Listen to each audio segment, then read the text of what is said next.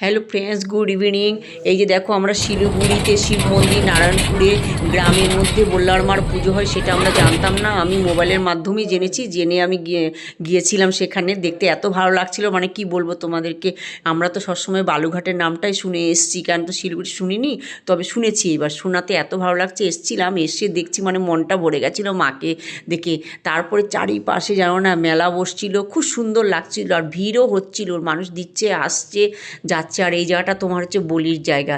বলির জায়গাতে ধূপকাঠিটা আমরাও আগে জ্বালানো হয়ে গেছে। আমি সেটা সেটা মানে আমি তোমাদেরকে আমি দেখাতে পারিনি। ধূপকাঠি, মোম সমস্ত কিছু আমি জ্বালিয়ে দিয়েছি। তারপরে মার এখানে ভোগ দিয়েছি, সেটাও দেখাতে পারিনি তোমাদেরকে। যাই হোক, তারপরে তোমার ওখানে ফিতে না কাটা অবধি ভিতরে কাউকে ঢুকতে দিবে না, শুধু ঠাকুরমশাই ছিল।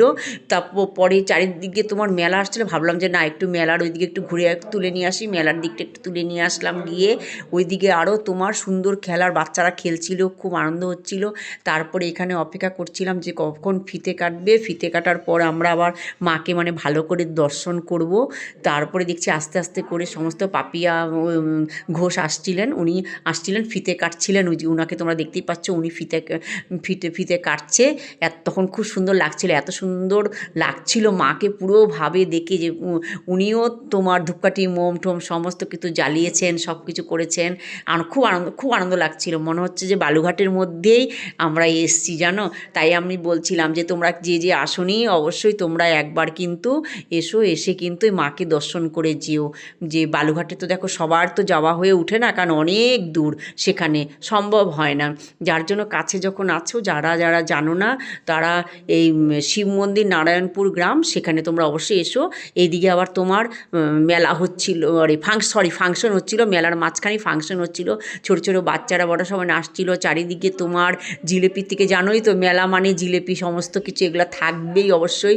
সেখানে আমরা একটু যাচ্ছিলাম যে না, একটু খাওয়া দাওয়া কিছু করি।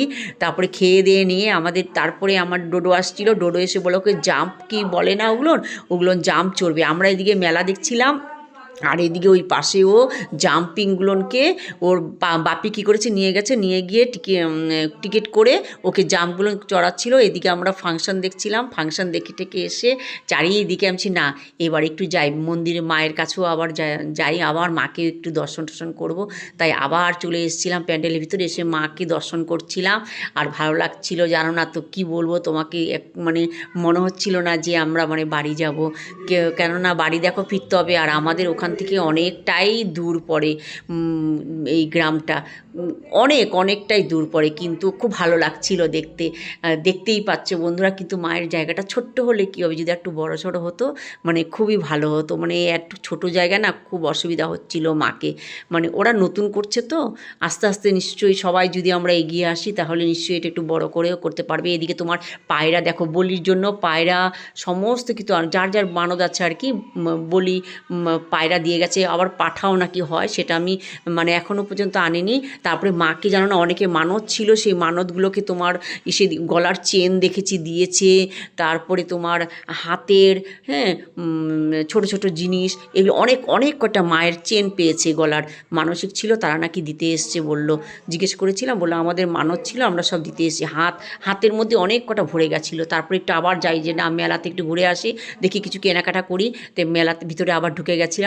এবার আমরা বাড়ির দিকে রওনা দিচ্ছি। যদি ভিডিওটা ভালো লাগে থাকে, লাইক করে দিও, কমেন্ট করে দিও, শেয়ার করে দিও, সাবস্ক্রাইব করে দিও, পারলে ঘুরে যেও। Good night, bye bye.